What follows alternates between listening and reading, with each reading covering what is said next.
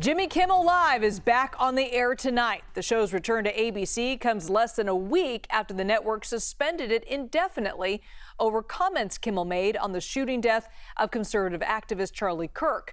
But not everyone will be able to tune in. Broadcasters Sinclair and Nexstar both say they will continue to preempt Kimmel's show with their own local programming.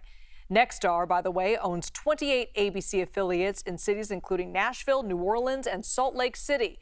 Sinclair operates 38 ABC affiliates in cities including D.C., Portland, and Portland, Oregon as well. And that means in total, nearly 70 stations across the U.S. will not air tonight's show.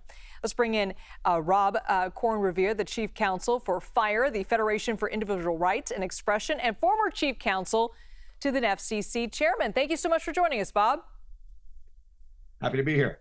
Now, you authored this piece in the Washington Post titled, quote, "The Irony of Jimmy Kimmel's Ouster. FCC Chairman Brendan Carr's brazen threats to broadcasters have no place in a free society." Now, Bob, FCC Chair Brendan Carr called on Disney to take action following Kimmel's comments. Carr claims That's Kimmel right. was not suspended because of a government action, but in your piece you say he overstepped. So how is Carr shaping the FCC, and has the agency, to your knowledge, ever operated like this before? Well, the agency has operated sometimes on what is called regulation by raised eyebrow. That is, with an awareness that regulated broadcasters will pay attention to what the FCC says. But this goes beyond anything that the FCC has done in the past. This is more like regulation by raised fist. The ultimatum that Chairman Carr issued was described by Senator Ted Cruz as like something you'd hear in a Godfather movie, where he says we can do this the easy way or we can do it the hard way. So the message is not subtle.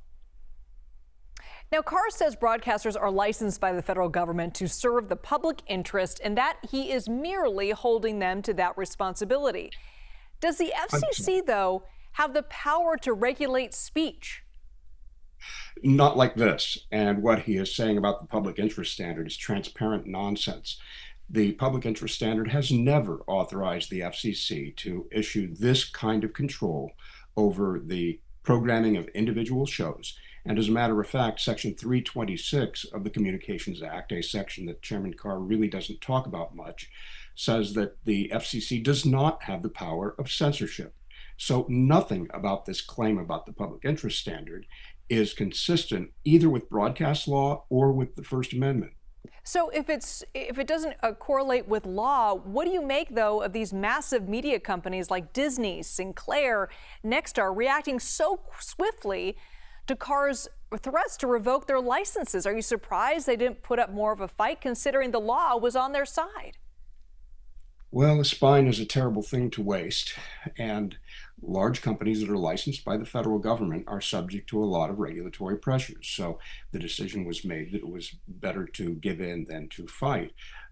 It is good to see that Disney is returning Jimmy Kimmel to the air, just because in this country, in a free society, the government should not be dictating what programs are acceptable.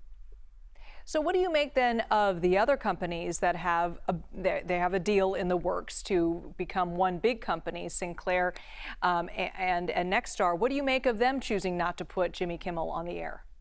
Well, that is their right. As affiliates, they have contracts with the networks that determine what shows of the networks they're going to accept or not. It really is a contractual matter. FCC rules do permit, to a certain extent, that kind of preemption of network programming.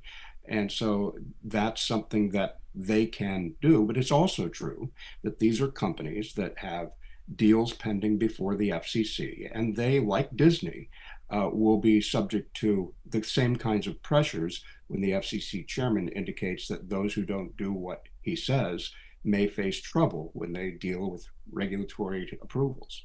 Are you concerned that something like this could happen again, that another comedian or maybe even a news program that doesn't do or say what the FCC likes, that they could just be threatened to take away their license again? Well, recent experience doesn't suggest that this kind of behavior is going to stop anytime soon. And the president has said that networks that don't give him favorable coverage perhaps should have their licenses taken away. Again, this is not something that is authorized either by the Communications Act or permitted under the First Amendment.